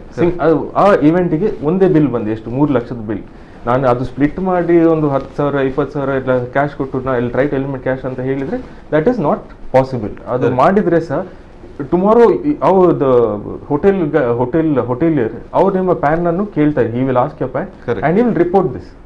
Correct. So if you say that okay ನಾನು ಇದು tax planning is one aspect, but wrong planning ಮಾಡಿದ್ರೆ evasion ಆಗ್ತದೆ, and ಇವೇಷನ್ಗೆ heavy penalty ಬರ್ತದೆ. Basically if you are handling cash the penalty is very high because it's 100%. It's 100%. Correct. And the government is pushing us into digitization. Like for example, I mean few weeks ago when we did a session on UPI, I was shocked to see we do 40,000 crore transactions a day. 40,000 crores of rupees is transacted on UPI. That's something huge, which you can't really imagine. Sonne eshtanta ಲೆಕ್ಕ ಮಾಡಬಹುದು. Many people have developed the business model also that how they can capitalize this UPI. This gain, what I feel this gain momentum after demonetization. Demonetization ಆಗೋ ಮುಂಚೆ ratio is to be ರಫ್ಲಿ about 80-20. ಯಾರ ಹತ್ರ ಕೇಳಿದ್ರೆ sir turn ಇದು business ಮಾಡು, hotel ಆಗಲಿ ಇನ್ನು ಬೇರೆ ಅಂಗಿದು ಟೆಕ್ಸ್ಟೈಲ್ ಆಗಲಿ ಅವ್ರ ಶಾಪಿಂಗ್ ಅವ್ರ ಸ್ವೀಟ್ಸ್ ಏನೋ ಇರಲಿ, 80% ಕ್ಯಾಶ್ ಆಗಿತ್ತು, 20% ಟು ಬಿ ಡಿಜಿಟಲ್. ಅದು ಡಿಮಾನಿಟೈಸೇಷನ್ ಆದ ನಂತರ people were force to come in to the new system which is UPI and all this, like how Royson mentioned, ಒಂದು ಸಿಯಾಳ ತಗೊಳ್ಳೋದ್ರೆ ಬೊಂಡ ಅಂಗಡಿ ಆದ್ರೆ ಸಹ you need to pay through ಇದು QR code ಇರ್ತದೆ. So there is a paradigm shift. ಈಗ ಅದು 80-20 reverse ಆಗಿದೆ. So everything is getting captured, and plus the government has imposed certain rules, certain mechanism, check balance ಎಲ್ಲ ಮಾಡಿ, so that everybody is in this gambit of the clear economy, the actual economy. Moving on, like a person who has a PAN and who has a AIS, but is there a possibility that he need not file the return of income? ಬರ್ತದ ಅಥವಾ ಅವರು AS ಅಲ್ಲಿ ಇದ್ರೆ detail ಇದ್ರೆ ಕೊಡ್ಲೇಬೇಕಂತ ಏನಾದ್ರು ಇರ್ತದೆ ಅದಕ್ಕೆ return of filing ಮತ್ತೆ ಇದಕ್ಕೆ ಏನು ಕಂಪೇರ್ ಮಾಡ್ತೀವಿ? Okay, like I mentioned, that is a wrong notion. ಕೆಲವರು to start off with, ಈಗ ಒಂದು ಎಂಪ್ಲಾಯ್ಮೆಂಟ್ ಅಲ್ಲಿ ಇರ್ತಾರೆ, one person is employment, correct, he will say ನನ್ನ ಹತ್ರ ಫಾರ್ಮ್ 16 ಉಂಟು, ನಂದು ಆಯ್ತು, ನಾನು tax payment ಆಗಿ ಎಲ್ಲ ಆಗಿದೆ ಅಂತ ಕೊಟ್ಟಾಗಿದೆ. ಹೇಳಿ ಸುಮ್ಮನೆ ಕೂತ್ಕೊಳ್ತಾರೆ. ಮುಂಚೆ ಸಹ ಹೇಳ್ತಿದ್ರು 5 lakh ಇನ್ಕಮ್ ಕಮ್ಮಿ ಇದ್ರೆ ಫಾರ್ಮ್ 16 ಇದ್ರೆ ರಿಟರ್ನ್ ಫೈಲ್ ಮಾಡ್ಬೇಕಂತ ಇಲ್ಲ. This is all half information, ಕೆಲವು ಫುಲ್ ಇನ್ಫಾರ್ಮೇಶನ್ ಕೊಡೋದಿಲ್ಲ, ಹೀಗೆ ಹೇಳ್ತಾರೆ. And people go by that, ಅದು ನಂದು ಫಾರ್ಮ್ 16 ಇದ್ರೆ ನಂದು ವಿಷಯ ಆಯ್ತು. ಈಗ ಫಾರ್ಮ್ 16 ಇಂದ ಶುರು ಮಾಡೋದಾದ್ರೆ, so when you are getting a salary, your employer, the person who is employing you, will ask you for they will know that how much salary they are going to pay, what the deductions which you can claim, components ಅದು HR ಇರ್ತದೆ, then there will be your perquisites ಎಲ್ಲ ಇರ್ತದೆ, plus PF deductions ಅದೆಲ್ಲ, ಮತ್ತೆ insurance ಎಲ್ಲ. ಈಗ that is what the employer would do for you. Correct. In addition to that, you will also take one LIC policy, ನೀವು ಒಂದು Mediclaim policy, ಒಂದು mutual fund ಅಲ್ಲಿ ಸಹ ಒಂದು ಹಾಕ್ತೀರಿ, fixed deposit, tax saving fixed deposit ಅಲ್ಲಿ you will put, you will have one rental income also. In your free time, you would, like you mentioned, you would do some trading in stocks, shares. Correct. That information your employer will not know unless you tell it to him. He would ask you all this information. Yakandre when TDS happens on salary, they would assess your total, what is the tax liability, divided by the number of months, and that is the component, the tax amount which gets deducted every month. Correct. So you may not give all this information. He would also not know. So this he would, the employer would only deduct taxes to the extent of what information he's got. You have shared. You have shared with them. Correct. So finally, your AIS or TAS or Form 16A is one part, but your ultimate is your income tax return. When you file your income tax return, you have to be 100% sure that you have given all particular information and discharge your taxes honestly without any evasion. Correct. So once you file your income tax return, that is like your final thing. Exactly. I think I want to add on a few points. Yeah. So now the discussion was with regard to AS and Form 16 and other matters. But we know, sir, in the sense, now what has happened in the market is, if you don't have income till 5 lakhs, then don't file your income tax. ಹೇಳ್ತಾರೆ, ಜನರು ಮಾತಾಡ್ತಾರೆ 5 ಲಕ್ಷ ಇತ್ತು tax ಕಟ್ಟೋಣ ಬಚ್ಚಿ ಅಂತ ಹೇಳಿ return file ಅಗತ್ಯ ಇದೆ ಅಂತ. But the thing is, we know that basic slab is there, 2.5 lakhs, 3 lakhs or 5 lakhs, as whether you are non-senior or senior or super senior citizen, it is. But there are some situations where you have to file your income tax, irrespective of your age, of what happens, you have to file your income tax return. Just to highlight on few those matters. Please, so this is one thing. See, if you say that below 5 lakh you don't have to file income tax return, it is a myth, because there are some things with rebate, relief, deductions. Then if it comes below 5 lakh, only then you are required to file your returns. Correct. See, once your basic limit is 2.5 lakhs and your income is touching 5 lakhs, okay, you might get rebate under section 87A, you might get rebate. You need not pay tax, but Correct. you have to file your return. The return. If you want to avail that rebate, then you have to file your income tax return. That is one case. Second if thing, you don't file, then you are in penalty bracket. Correct. Non-compliance. It is completely non-compliance. That is one thing. And let's say there are so many people, especially with regard to senior citizens, the main source of income that they have is interest from FD. FDs and Correct. No, that is the thing. But what sometimes what will happen, with or without knowledge, whether you are submit 15G or 15H, bank will deduct TDS. Correct. Sometimes it can happen. Correct. So again, out of the small amount that I are about to receive from the FDs, again that portion is also gone. So if you file an income tax return, whatever TDS is been deducted, even though you are well within the bracket, you can click it as refund. Correct. So many people are not aware about this information. So with regard to TDS and TCS, there are some cases where filing income tax return is mandatory. Correct. Let's say your TDS limit is 25,000 TDS has been already done. That means automatically you fall into the bracket that ನೀನು return file ಮಾಡಲೇಬೇಕು. 25,000 TDS ಎಲ್ಲ total TDS ಆದ್ರೆ mandatory ಆಗಿ filing ಮಾಡುವ ಅವಶ್ಯಕತೆ ಬೀಳ್ತದೆ. ಒಬ್ಬ car purchase ಮಾಡ್ಲಿಕ್ಕೆ ಹೋದ, ಓಕೆ, ಅವನ ಮೊದಲ ಇನ್ಕಮ್ ಟ್ಯಾಕ್ಸ್ ರಿಟರ್ನ್ ಫೈಲ್ ಮಾಡಲಿಲ್ಲ, ಅವನಿಗೆ ಒಂದು 50,000 ರೂಪಾಯಿ TCS ಆಯ್ತು ಅಂತ ಹೇಳಿ ಅನ್ಕೊಳ್ಳಿ. Or with regard to all other means whatever it is. ಈಗ ಅದೇ ನಾವು ಅವಾಗ ಎಜುಕೇಶನ್ ಲೋನ್ ಇದ್ದು ರೆಮಿಟೆನ್ಸ್ ಬಗ್ಗೆ ಕೂಡ ಮಾತಾಡ್ತೀವಿ, ಅದು ಕೂಡ TCS ಆಗ್ತದೆ. ಹೌದು ಹೌದು. ವಿತ್ ಆಲ್ ಮೀನ್ಸ್ 50,000 ಗಿಂತ ಮೇಲೆ TCS ಆದ್ರೆ again it's mandatory that you file income tax return. Next ಈ ಎಲ್ಲ ಕೇಸಲ್ಲಿ ನಮ್ದು ಬೇಸಿಕ್ ಸ್ಲ್ಯಾಬ್ ಎಷ್ಟು ಅದೆಲ್ಲ ಇದೆ ರಿಲೆವೆನ್ಸ್ ಇಲ್ಲ. ಎಕ್ಸಾಕ್ಟ್ಲಿ, ಅದು 2.5 ಲಕ್ಷ 5 ಲಕ್ಷ ಬರುದೇ ಇಲ್ಲ. ಇದು ಬೇರೆ ವಿಷಯ ಆಯ್ತು. ಈಗ ನಮ್ದು professional receipt 10 lakh or more ಇದ್ರೆ ನಂದು ಇಲ್ಲಿ ಬೇಸಿಕ್ ಸ್ಲ್ಯಾಬ್ ಎಷ್ಟು ಅಂತ ಹೇಳಿಲ್ಲ, ಅಷ್ಟು ಬಂತ you have to file your professional like CAs, lawyers, doctors or architect ಇರಬಹುದು, ಇಂಟೀರಿಯರ್ ಡೆಕೋರೇಟರ್ ಇರಬಹುದು, ಇಂಜಿನಿಯರ್ ಇರಬಹುದು, whatever the classified professionals are there, ಅದರಲ್ಲಿ ಈ ವಿಷಯ ಬರೋದಿಲ್ಲ. You have to mandatory file. ನಮ್ದು business turnover let's say 60 lakhs or more business turnover, ಅದ್ರಲ್ಲಿ ಕೂಡ ಬೇಸಿಕ್ ಇದೆಲ್ಲ. ಬಿಸ್ನೆಸ್ ಟರ್ನ್ ಅಷ್ಟು ಇದೆ ಅಂತ ಹೇಳಿ ಆದ್ರೆ ಪ್ರಾಫಿಟ್ ಆಗ್ಲಿ ಲಾಸ್ ಆಗ್ಲಿ ಎಂತದೂ ಆಗ್ಲಿ ರಿಟರ್ನ್ ಫೈಲ್ ಮಾಡ್ಲೇಬೇಕು. ನಾವು SBI ಅಲ್ಲಿ 50 lakhs ಗಿಂತ ಮೇಲೆ ಡೀಲ್ ಮಾಡ್ತೇವೆ, ಅಥವಾ ನಾವು FD more than 1 CR ಇಡ್ತೇವೆ. ಈಗ more than 1 CR ಅಂತ ಹೇಳಿದ್ರೆ ಲೆಟ್ಸ್ ಸೇ ಟೆಕ್ನಿಕಲ್ 5% ಕೆಳಗಿದ್ರೆ ಇಲ್ಲಿ ಕಟ್ಲಿಕ್ಕೆ ಬರುದಿಲ್ಲ. But it doesn't escape you from the liability of filing return. If you want to carry forward your loss, due date ನೊಳಗಡೆ ನೀವು return file ಮಾಡಿ, ಇಲ್ಲದ್ರೆ ದಟ್ ವಿಲ್ ಬಿ ಲಾಸ್. ಈ ವರ್ಷ ನಿಮ್ಗೆ ಏನಾದ್ರೂ ಒಂದು ಲಾಸ್ ಇದ್ರೆ ಅದನ್ನು ಮುಂದಕ್ಕೆ ತಕೊಂಡೋಗಿ ಸೆಟ್ ಆಫ್ ಮಾಡಲಿಕ್ಕೆ ಸಿಗ್ತದೆ. ಅಂದ್ರೆ you not lose hope if this year it is lost, next year, because many people, okay, they in F&O and all whatever they earn, there are some people with the futures and options or with regard to transactions, they will burn the money. Correct. Then they lose hope. But we can give you hope. Please make sure that file within that time, and you, if it is possible to set off and make use of the opportunity to carry forward this loss. Correct. Because next time profit adre, rather than paying taxes, you can set it off. You can adjust and you can set it off. So we have come to the break time. So ಒಂದು ಸಣ್ಣ break ನಂತರ ಪುನಃ ನಾವು ಈ ಸೆಷನನ್ನು ಮುಂದುವರಿಸುವ. ಈ ಬಾರಿ interesting ಆಗಿ ನಡೀತಾ ಇದೆ. ನಮ್ಮ ವೀಕ್ಷಕರಲ್ಲಿ ವಿನಂತಿ, ಯಾರಾದರೂ ಕ್ವೆಶನ್ಸ್ ಇದ್ದರೆ ಈಗಲೇ ಫೋನ್ ಮಾಡಿ. ಈಗ ನೆಕ್ಸ್ಟ್ ನಮ್ಮದು ಈ ಬ್ರೇಕ್ನ ನಂತರ ಸ್ಟಾರ್ಟ್ ಆಗೋದು ಫೋನ್ ಮಾಡಿ, ಅದನ್ನು ಕ್ವೆಶನ್ಸ್ ಕೂಡ ನಾವು ತಗೊಳ್ತೇವೆ. ಪುನಃ ಬ್ರೇಕ್ನ ನಂತರ ನಿಮಗೆ ಸಿಗೋಣ.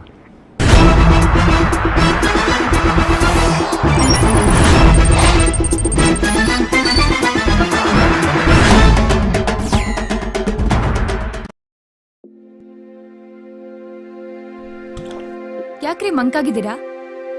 ಈ ಸಲದ ಬಿತ್ತನೆಗೆ ಸಮಯ ಬಂದಿದೆ, ಆದ್ರೆ ಯಾರತ್ರ ಹೋಗಿ ಬೀಜ ಗೊಬ್ಬರ ಕೇಳೋದು ಅಂತಾನೆ ಗೊತ್ತಾಗ್ತಿಲ್ಲ. ಛೇ, ಅಷ್ಟೇನಾ? ಅದಕ್ಕೆಲ್ಲ ಟೆನ್ಷನ್ ಮಾಡ್ಕೊಳ್ಳೋ ಅಗತ್ಯನೇ ಇಲ್ಲ. ಈ ಸಲ ನಮ್ಮ ಹತ್ರ ಇರೋ ಬಂಗಾರದಿಂದನೇ ಬೆಳೆ ಬೆಳಿಬಹುದು. ಏನ್ ಮಾತಾಡ್ತಾ ಇದೀಯಾ? ಬಂಗಾರದಿಂದ ಬೆಳೆ ಬೆಳೆಯಕ್ಕಾಗತ್ತಾ? ಹಾ ಹೌದು, ನಮ್ಮ ಹತ್ರ ಇರೋ ಬಂಗಾರನ ಕರ್ನಾಟಕ ಬ್ಯಾಂಕ್ ಅಲ್ಲಿ ತಗೊಂಡೋಗಿಟ್ರೆ ಅವರು ಕೃಷಿ ಸಾಲ ಕೊಡ್ತಾರೆ. ಅದರಿಂದ ಆಭರಣನೂ ಸುರಕ್ಷಿತವಾಗಿರುತ್ತೆ. ಹೌದಾ? ಹಾಗಾದ್ರೆ ನಡಿ, ಹಿಂದೆ ಕರ್ನಾಟಕ ಬ್ಯಾಂಕಿಗೆ ಹೋಗೋಣ. ಕರ್ನಾಟಕ ಬ್ಯಾಂಕ್, ನಿಮ್ಮ ಕುಟುಂಬದ ಬ್ಯಾಂಕ್, ಭಾರತದಾದ್ಯಂತ. We have one life, one body, one chance.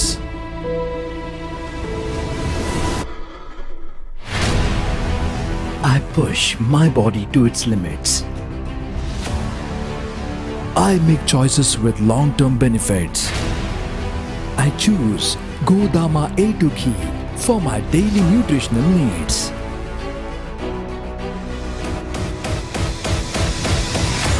Keeps my heart healthy. I choose Godama A2 ghee. New Ravi industries ಉತ್ತಮ ಗುಣಮಟ್ಟ, ಒಳ್ಳೆಯ ಸರ್ವಿಸ್ ನೀಡೋ ಸಂಸ್ಥೆ. ನಮ್ಮಲ್ಲಿ ಕಂಚು, ತಾಮ್ರ, ಬೆಳ್ಳಿ, ಸ್ಟೀಲ್ ಮೆಟೀರಿಯಲ್ಗಳು ಲಭ್ಯ. ಬೆಳ್ಳಿ, ಹಿತ್ತಾಳೆ, ತಾಮ್ರ, ಮರ, ಬಿಳಿಲೋಹ, ಬೀಡು, ಕಬ್ಬಿಣದ ಪೂಜಾ ಸಾಮಗ್ರಿಗಳು ಲಭ್ಯ. ಅತ್ಯುನ್ನತ ಆಕೃತಿಯಲ್ಲಿ ಸಿಗುತ್ತೆ ಅತ್ಯಾಕರ್ಷಕ ದೇವರ ಮೂರ್ತಿಗಳು. ದೇಶ ವಿದೇಶಗಳ ವಿವಿಧ ಬಗೆಯ ಆಂಟಿಕ್ ಪೀಸ್ಗಳು ಲಭ್ಯ. ಗ್ರಾಹಕರ ಅಭಿರುಚಿಗೆ ತಕ್ಕಂತಹ ವಿನ್ಯಾಸಗಳನ್ನ ಮಾಡಿಕೊಡಲಾಗುತ್ತೆ.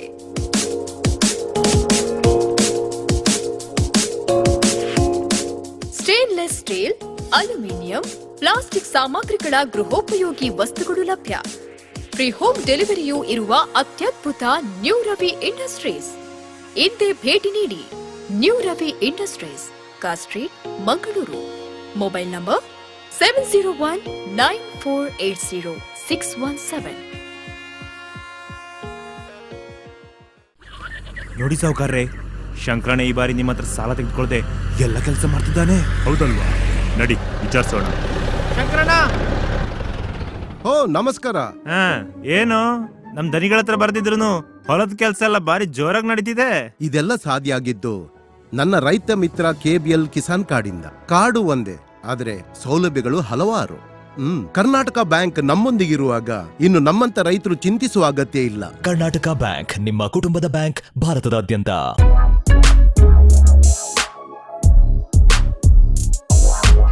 ಈಗಿನ ಕಾಲದಲ್ಲಿ ಪ್ರತಿಯೊಬ್ರು ಕೆಮಿಕಲ್ ಮಿಶ್ರಣ ಆಹಾರ ತಿಂದು BP ಶುಗರ್ ಬಂತು ಅಂತ ಚಿಂತೆ ಮಾಡ್ತಾರೆ. 24 ಧಾನ್ಯಗಳನ್ನ ನೀರಿನಲ್ಲಿ ನೆನೆಸಿ ನೆರಳಿನಲ್ಲಿ ಒಣಗಿಸಿ ಮಣ್ಣಿನ ಮಡಿಕೆಯಲ್ಲಿ ಹದವಾಗಿ ಹುರಿದು ಸಾಂಪ್ರದಾಯಿಕ ಪದ್ಧತಿಯಲ್ಲಿ ತಯಾರಾಗಿದೆ ಜೀನಿ.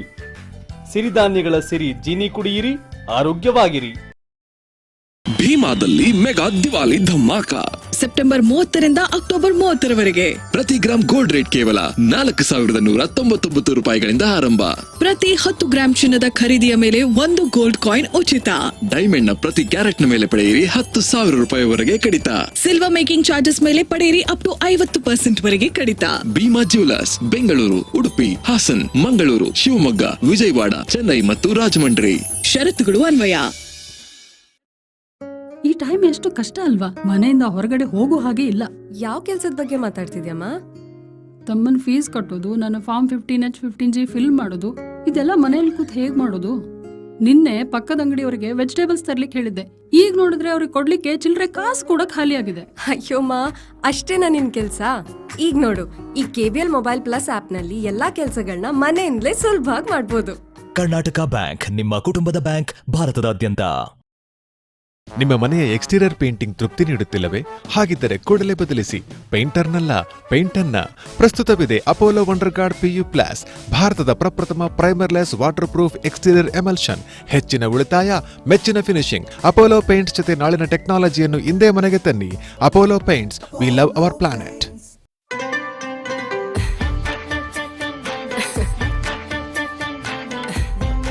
ಸರ್ಪ್ರೈಸ್ ಗಿಫ್ಟ್ಸ್ ಕೊಡೋದು ತಗೊಳ್ಳೋದು ಸಂತೋಷನೇ ಅಲ್ವಾ? ಜೋಸ್ ಅಲುಕಾಸ್ ರವರ ಬರ್ಡೇ ಸಂಭ್ರಮಗಳು ನಡೆಯುತ್ತಿವೆ. ಆದ್ರೆ ಇಲ್ಲಿ ಗಿಫ್ಟ್ ಸಿಗೋದೆಲ್ಲ ನಿಮಗೇನೆ. ಜೋಸ್ ಅಲುಕಾಸ್ ರವರ 58 ವರ್ಷಗಳು, 5 ಕೋಟಿ ಬೆಲೆ ಬಾಳುವ ಬಹುಮತಿಗಳು. ಹೌದು, ಹಾಗಾದ್ರೆ ನೀವ್ ಯಾವಾಗ ಬರ್ತೀರಾ? ಇಂಡಿಯಾನಾ ಹಾಸ್ಪಿಟಲ್ ಸಮಗ್ರ ಆರೈಕೆ ಒದಗಿಸುವ ಮಂಗಳೂರಿನ ಅತ್ಯುತ್ತಮ ಆರೋಗ್ಯ ಕೇಂದ್ರ. 30ಕ್ಕೂ ಹೆಚ್ಚು ವಿಶೇಷ ಆರೋಗ್ಯ ವಿಭಾಗಗಳು. ಹೃದ್ರೋಗ ಚಿಕಿತ್ಸೆ, ಟ್ರೋಮಾ 24/7 ತುರ್ತು ಚಿಕಿತ್ಸೆ, ಪೀಡಿಯಾಟ್ರಿಕ್, NICU, PICU, ತೀವ್ರ ನಿಗಾ ಘಟಕ, ಡಯಾಲಿಸಿಸ್ ಇನ್ನಿತರ ಹಲವಾರು ವಿಭಾಗಗಳು. ಅನೇಕ ವಿಮಾ ಕಂಪನಿಗಳ ನೋಂದಣಿ ಹೊಂದಿರುವ 300 ಹಾಸಿಗೆಯ ಸುಸಜ್ಜಿತ ಸೂಪರ್ ಸ್ಪೆಷಾಲಿಟಿ ಹಾಸ್ಪಿಟಲ್. ಅತ್ಯಾಧುನಿಕ ಸೌಲಭ್ಯಗಳೊಂದಿಗೆ ಅತ್ಯುತ್ಕೃಷ್ಟ ಆರೋಗ್ಯ ಸೇವೆ.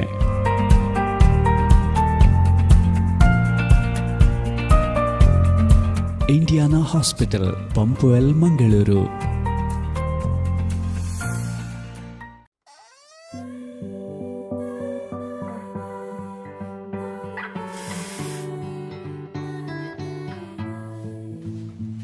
ನಿಮ್ಮ ಮಗುವಿಗೆ ನೀವು ನೀಡಬಹುದಾದ ಅತ್ಯುತ್ತಮ ಕೊಡುಗೆ ಎಂದರೆ ಅವರ ಉತ್ತಮ ಭವಿಷ್ಯ. ಅವರ ಭವಿಷ್ಯ ನಮ್ಮ ಪರಿಸರದಲ್ಲಿದೆ. ಇಂದು ನೀವು ನಿಮ್ಮ ಮಗುವಿಗೆ ಉಡುಗೊರೆಯಾಗಿ ಕೊಡುವ ಒಂದು ಗಿಡ ಪರಿಸರದ ಹಸಿರನ್ನು ಜೀವಂತವಾಗಿರಿಸುತ್ತದೆ. ಜನಹಿತಕ್ಕಾಗಿ ಜಾರಿ. ಕರ್ನಾಟಕ ಬ್ಯಾಂಕ್, ನಿಮ್ಮ ಕುಟುಂಬದ ಬ್ಯಾಂಕ್, ಭಾರತದಾದ್ಯಂತ.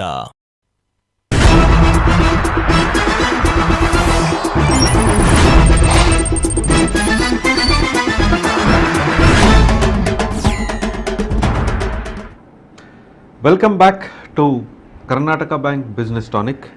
Topic for the day: be careful, you are being watched, with regard to annual information statement and taxpayers information statement under the Income Tax Act. We have been discussing on this topic for the last 1 hour with the two of our guests, Daniel and Royson. Welcome back after the break. So let's go straight to the first question after the break. See, ಕೆಲವರು income ಬರ್ತದೆ ಅವರಿಗೆ, TDS ಮಾಡದೇ ಬರ್ತದೆ. ಅಂದರೆ ಮಾಡಲಿಕ್ಕೆ ಅವರು ತಪ್ಪಿರ್ಬೋದು income ಕೊಡೋರು, ಅಥವಾ ಅವರು ಮಾಡಿ ಗೌರ್ಮೆಂಟಿಗೆ ಕಟ್ಟದೇ ಇರ್ಬೋದು. ಆಗ ಅದು ಇನ್ಕಮ್ ಮಾತ್ರ ನಮಗೆ ಬರ್ತದೆ. I have received say 1 lakh of income, say maybe interest or some professional fee or whatever. So how relevant it is to file my return of income and declare that as an income, one point. If the TDS is not done, what is my responsibility? Yeah.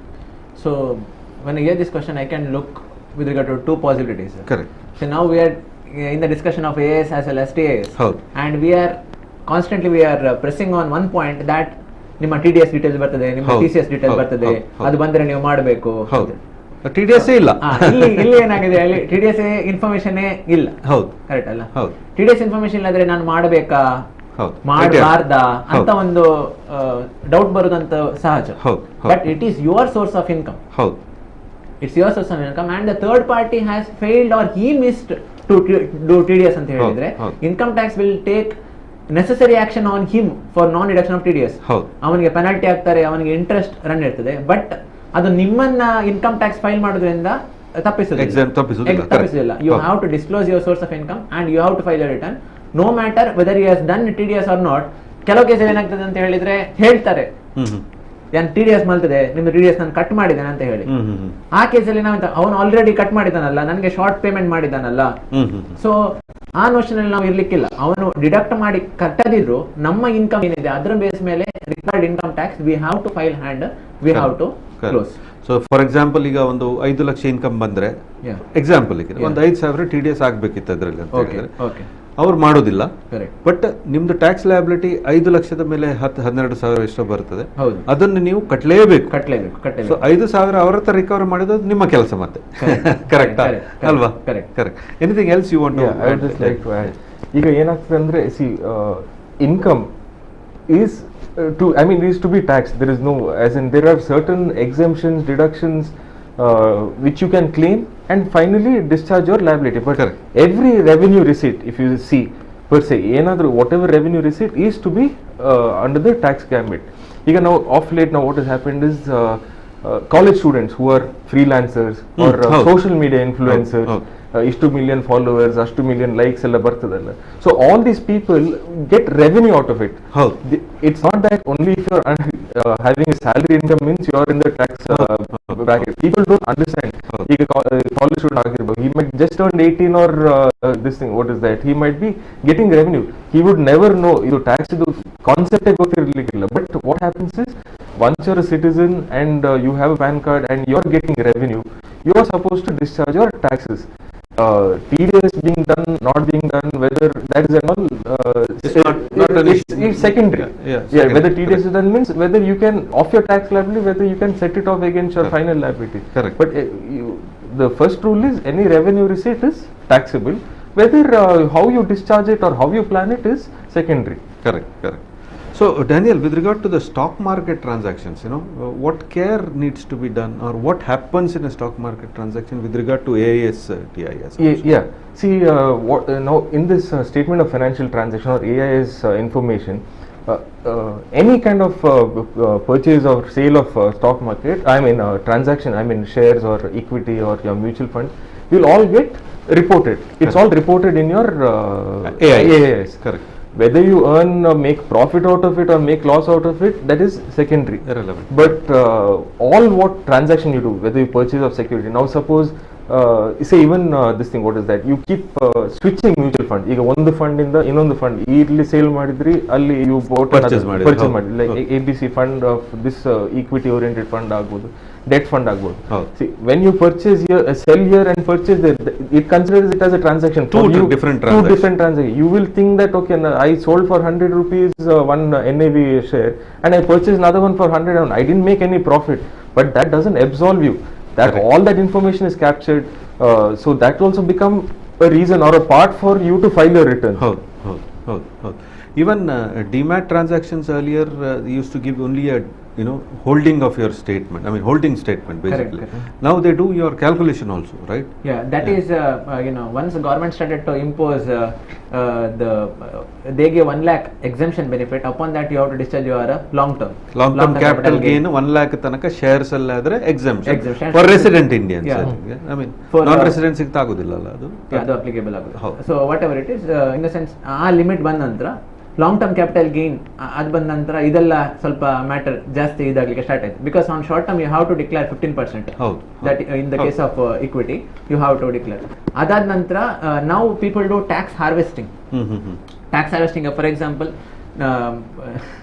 this will be a suggestion also, in the sense, not suggestion, one of the tip I can say, that let's say I hold the shares and after 10 years if I sell it, let's say that my holding as of now is 1 lakh rupees, after 10 years it's becomes 10 lakh rupees. If I square it later on, or on every time wherever it is more than 1 lakh rupees, then I have to discharge a 10% tax.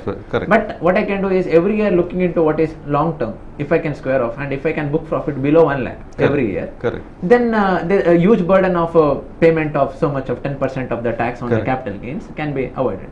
ಇದಕ್ಕೋಸ್ಕರ ಈಗ ಏನ್ ಮಾಡ್ತಿದ್ದಾರೆ ಅಂತ ಹೇಳಿದ್ರೆ, over ಈಗ ಝೀರೋದ ಇರ್ಬೋದು, ಅಬ್ಸ್ಟಾಕ್ಸ್ ಇರ್ಬೋದು, grow ಇರ್ಬೋದು, ಅವರು ಸ್ಟೇಟ್ಮೆಂಟ್ಸ್ ಕೊಡ್ತಾ ಇರ್ತಾರೆ, and intelligently if you can use it, then you can also make use of it. ಅಂದ್ರೆ ನಾನು ಹೇಳುದು, for the payment of long term capital gain tax or short term capital gain tax, now the burden is very much reduced. SSC can make use of the information directly, and he also can plan well with regard to tax savings. Correct. I would just like to add on, see now this equity, I mean stock market, why it gained prominence as in taxation.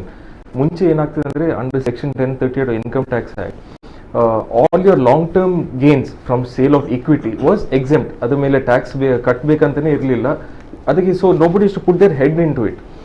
So what used to happen, people used to earn huge profits by long term capital gain from sale of equity. If you keep it for more than 1 year, again it would constitute to be long term, and people used to gain, and the government felt that they are losing a lot of revenue. There was banking, I mean security transaction tax which was being charged, but they felt that they need to tax this particular aspect.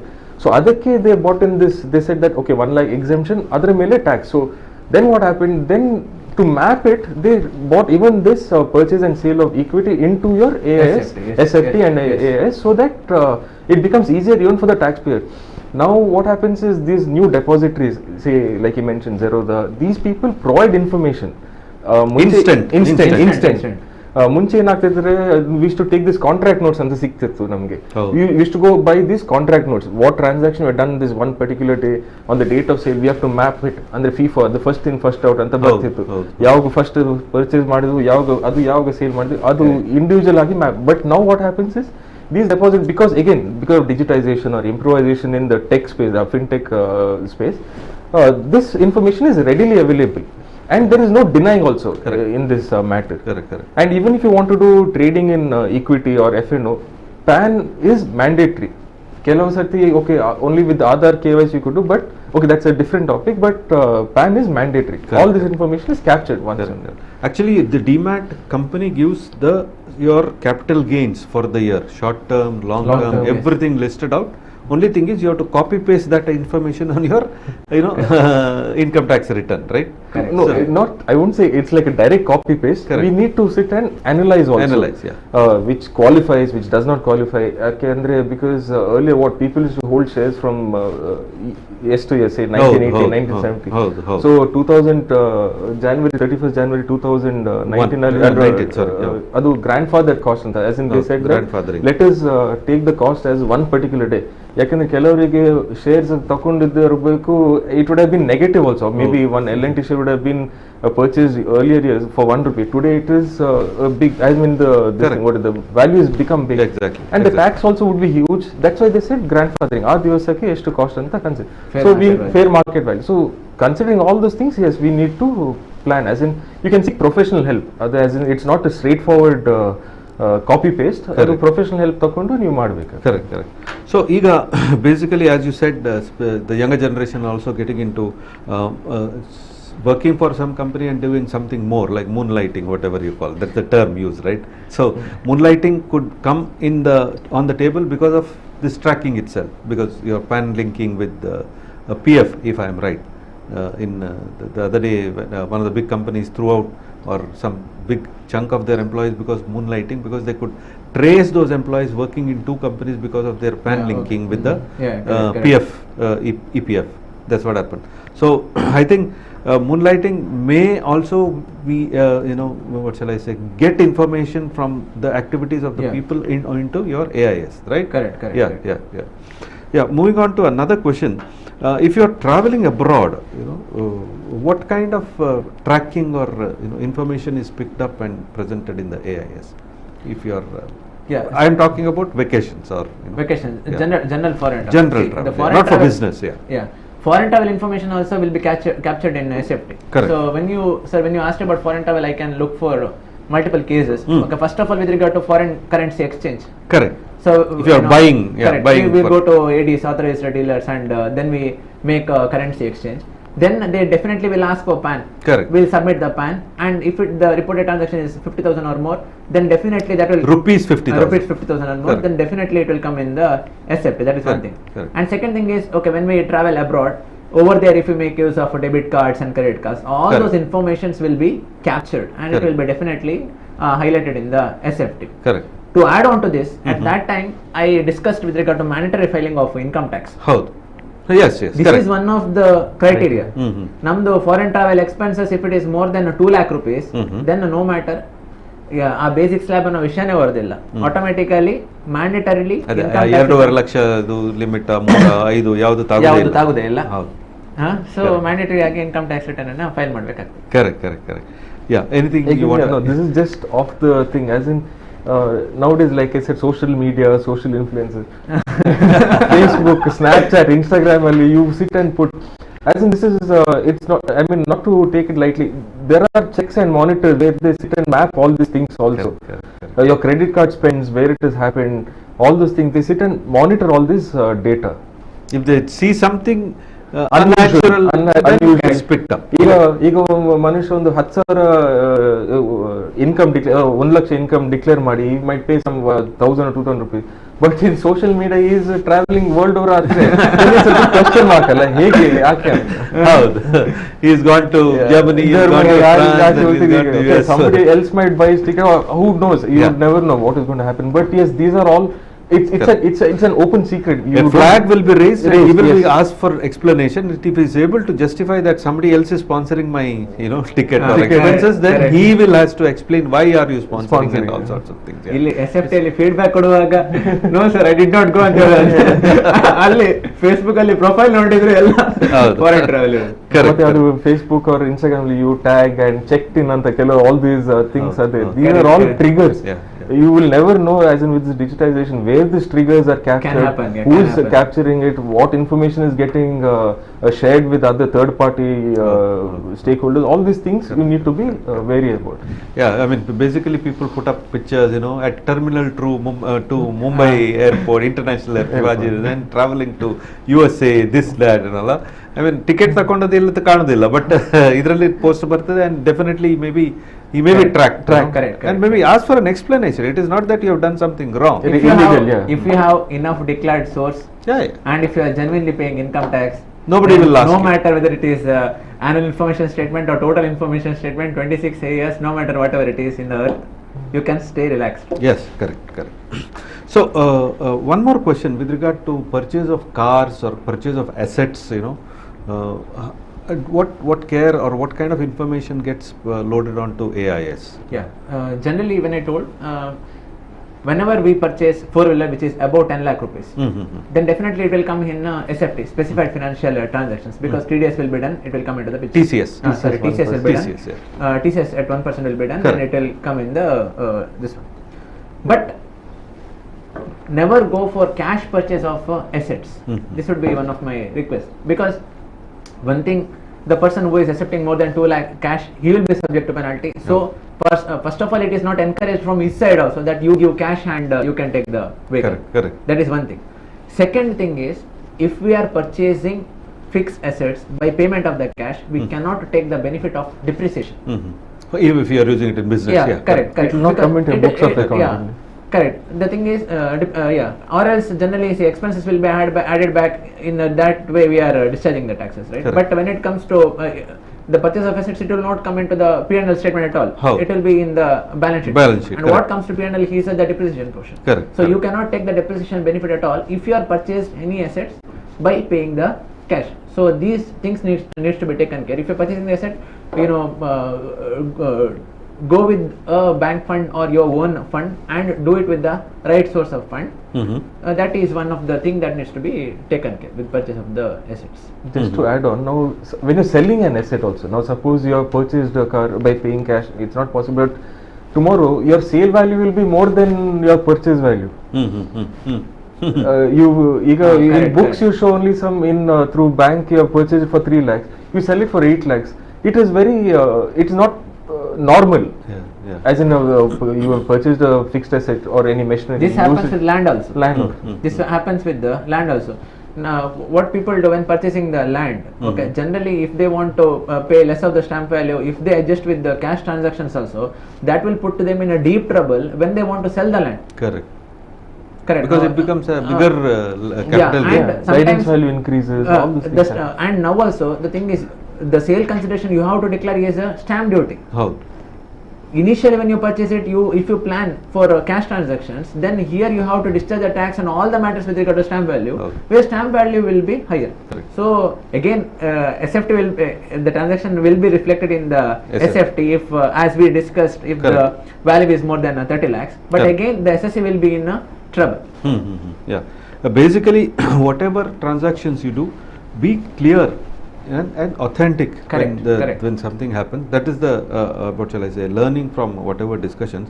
So I think we have come to almost the end of the program. Yes. So would you like to wrap up? Maybe 1 or 2 minutes you can say what, maybe some gyan to our audience. Where they can summarization. I could recollect 2-3 ವಾಕ್ಯದಲ್ಲಿ ಉತ್ತರಿಸಿ. Yeah. First thing, the first advice to my dear viewers is nothing but please make sure that every time you look into the annual information statement, okay, whenever we get to know that annual information statement is reflected, because SFT 31st May is read, but annual information statement constantly it will get updated by the reporting authorities. So please make sure that if you could log in under the services, you will get to download the annual information statement. So please download the annual information statement. If the informations are okay, then no issues. If the informations are not okay, please give the feedback. So if you are finding any difficulties in this matter, you can definitely approach the tax professionals. Once the feedback is given, then this information is ready. So annual information statement is one thing and total information statement is another thing, and third, most importantly, 26 years. These informations needs to be taken care, and never to disclose different informations with regard to different authorities, maybe whether it's income tax or GST. Don't give the wrong informations or different informations to the departments. Whatever you are earning, please make sure that you discharge proper direct tax as well as proper indirect tax by taking the help of 26 AS, annual information statements and TAS. Pay the tax properly and stay happy and stay healthy. Yeah. Daniel. I would just like to add by saying, now there was a joke. If a thief is standing outside your house, he will rob your money and he'll go. But if you are caught in this tax gamble or tax default, not only your money, that the tax which is gone, you will be facing consequence of penalty and interest and even prosecution. If it is severe, then prosecution. It's severe. There's prosecution also. So Royson has covered all the tips to be taken. So what I would say is, have a good night's sleep. To save a penny, as in don't be penny sound and pound foolish, they say. No, don't be foolish. You discharge we as citizens, we should do our duty of discharging our tax liability. Let us do our job diligently, properly. The department later on, they say that we leave it to them as in what they have to do. But you discharge your taxes clearly, appropriately, and have a good night's sleep. ಇವತ್ತು to save ಅದು ಸ್ವಲ್ಪ tax ಬಂದು ಮತ್ತೆ ನಾಡ್ದು then you will sit and realise ನಾವು ಮೊನ್ನೆನೆ ಕಟ್ಬೋದಿತ್ತು, ಅಷ್ಟು ಕಮ್ಮಿ ಇದರಲ್ಲಿ ಆಗ್ತಿತ್ತು, ಈಗ ಇಷ್ಟೆಲ್ಲ ಟ್ಯಾಕ್ಸ್ ಇಂಟ್ರೆಸ್ಟ್ ಪೆನಲ್ಟಿ, ಅದು ನನಗೆ ಸರಿ ಅಡ್ವೈಸ್ ಮಾಡಿಲ್ಲ. All these things will come later on. So take proper professional help.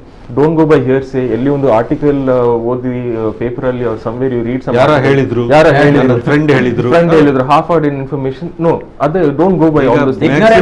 Ignorance of law has no excuse. Ignorance is WhatsApp University is one of the biggest universities. So avoid all those things.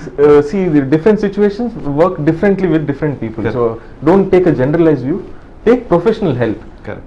It is all available with around you all. So take professional help and discharge your liability. Have a good night's sleep. Yes.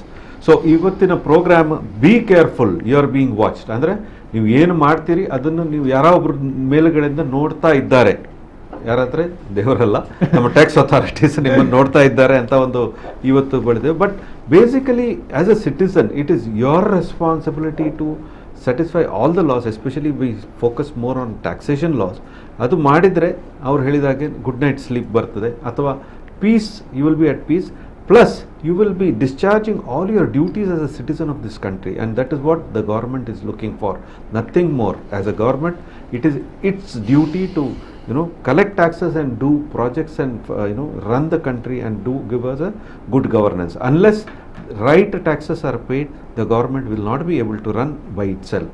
So with this we come to this episode. Be careful, you are being watched. I would like to remind you, ಇದು ಎಪಿಸೋಡನ್ನು ಪುನಃ ಬುಧವಾರ 9:30 ಗಂಟೆಗೆ repeat telecast ಇದೆ. ಯಾರಾದರೂ miss ಆದರೆ ಇದನ್ನು ನಾಡ್ದು ಕೂಡ ನೋಡ್ಬೋದು, ಬುಧವಾರ 9:30 ಗಂಟೆಗೆ. ಇಷ್ಟನ್ನು ಹೇಳ್ತಾ ಇಂದಿನ ಕರ್ನಾಟಕ ಬ್ಯಾಂಕ್ ಬಿಸ್ನೆಸ್ ಟಾನಿಕ್ ಪ್ರೋಗ್ರಾಮ್ನ ಈ ಸಂಚಿಕೆಯನ್ನು ಮುಕ್ತಾಯಗೊಳಿಸ್ತಾ ಇದ್ದೇನೆ. ಧನ್ಯವಾದಗಳು.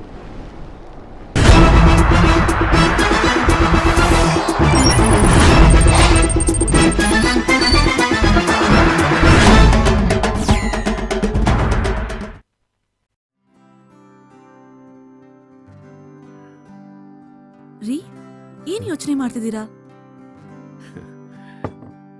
ಏನೂ ಇಲ್ಲ, ನನ್ನ ಸಾಧನೆಯ ದಾರಿಯನ್ನೊಮ್ಮೆ ನೆನಪು ಮಾಡ್ಕೊಂಡೆ. ನಿಮ್ಮ ಪರಿಶ್ರಮ ಮತ್ತೆ ಆತ್ಮವಿಶ್ವಾಸದಿಂದಾನೇ ನೀವು ಇಲ್ಲಿವರೆಗೂ ಬರೋದಕ್ಕೆ ಸಾಧ್ಯವಾಗಿತ್ತು. ಹೌದು, ಆದ್ರೆ ಅತಿ ಮುಖ್ಯವಾಗಿ ನನಗೆ ಬೇಕಾದ ಆರ್ಥಿಕ ನೆರವು ನನಗೆ ದೊರಕಿದ್ದು